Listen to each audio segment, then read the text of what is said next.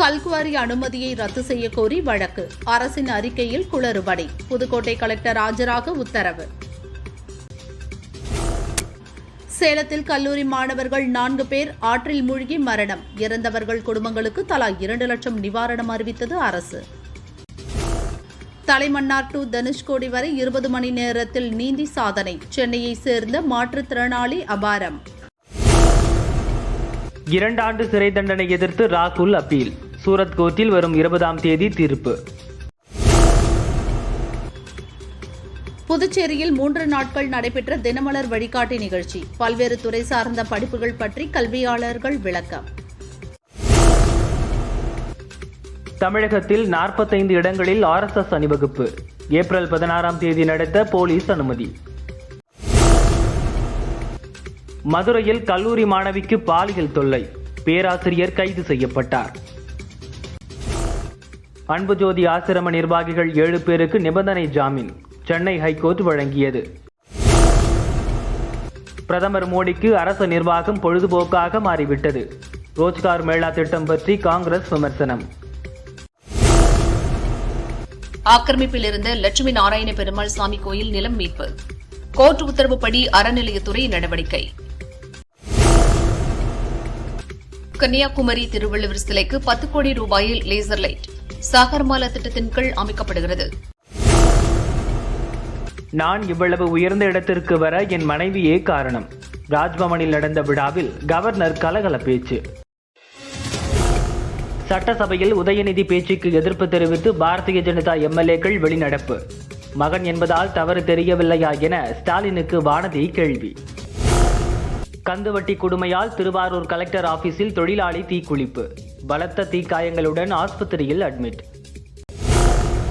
துப்பாக்கிச் சூட்டில் பலியான 2 தமிழக வீரர்கள்.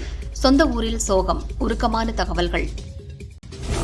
உத்தரப்பிரதேசத்தில் MLA கொலையில் தலைமறைவாக இருந்த தாதா சுட்டுக் கொலை.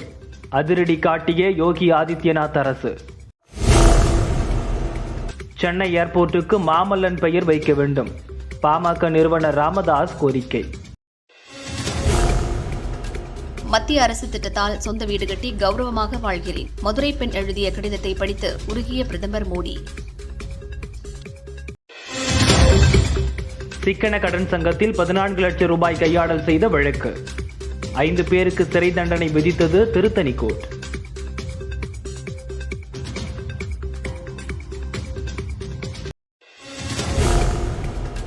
சாதியின் பெயரால் சக மனிதனை அடையாளம் காண மாட்டேன். அம்பேத்கர் பிறந்தநாள் விழாவில் முதல்வர் ஸ்டாலின் உறுதி.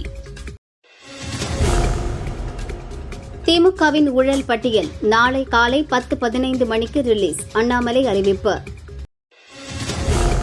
இந்தியாவில் தினசரி கோவிட் பாதிப்பு 10,000-ஐ தாண்டியது. 19 பேர் மரணம். சொத்து வரியை 50% குறைத்த பின்பும் அரசியலுக்காக ஆர்ப்பாட்டம் செய்வதா? எதிர்க்கட்சிகளுக்கு பொள்ளாச்சி நகராட்சி தலைவி கண்டனம்.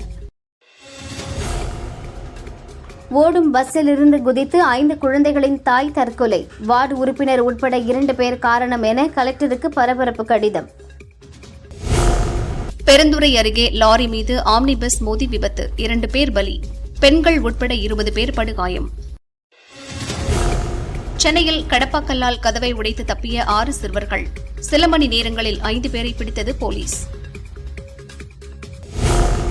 சமயபுரம் மாரியம்மன் கோவில் உண்டியலில் 99 லட்சம் ரூபாய் காணிக்கை பக்தர்கள் செலுத்தினர். தங்கம், வெள்ளி, வெளிநாட்டு கரன்சிகளும் இருந்தன. சட்டசபைக்கு கருப்பு மாஸ்க் அணிந்து வந்த அதிமுக MLAக்கள் சபை நடவடிக்கைகளை நேரடியாக ஒளிபரப்புவதில் பாரபட்சம் காட்டுவதாக புகார்.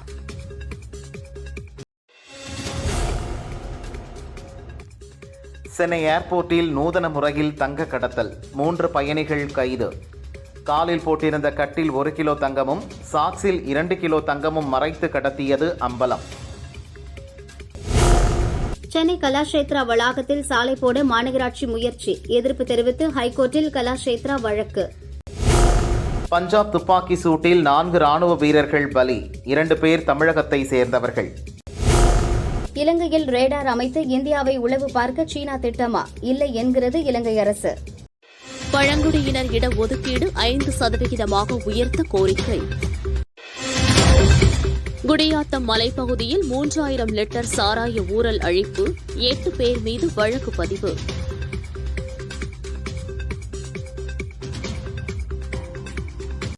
திருவள்ளூர் நகருக்குள் போக்குவரத்து நெரிசலை தடுக்க காலையிலும் மாலையிலும் லாரி கனரக வாகனங்கள் வர தடை விதித்து மாவட்ட எஸ்பி சிபாஸ் கல்யாண் உத்தரவிட்டுள்ளார்.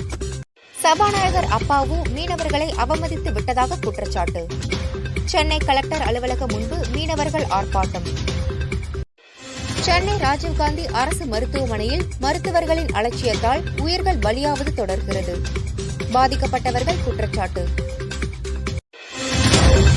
கோவையில் இருந்து பிற மாவட்டங்களுக்கு செல்ல 150 சிறப்பு பஸ்கள் இயக்கப்படும். தொடர் விடுமுறை காரணமாக தமிழக போக்குவரத்து கழகம் ஏற்பாடு.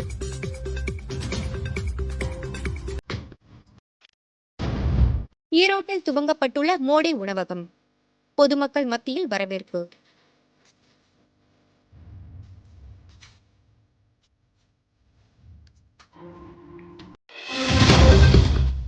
கரூரில் டூவீலரில் புகுந்த கொம்பேரி மூக்கன் பாம்பு. பாம்பை பிடித்து காட்டில் விட்ட தீயணைப்பு துறையினர்.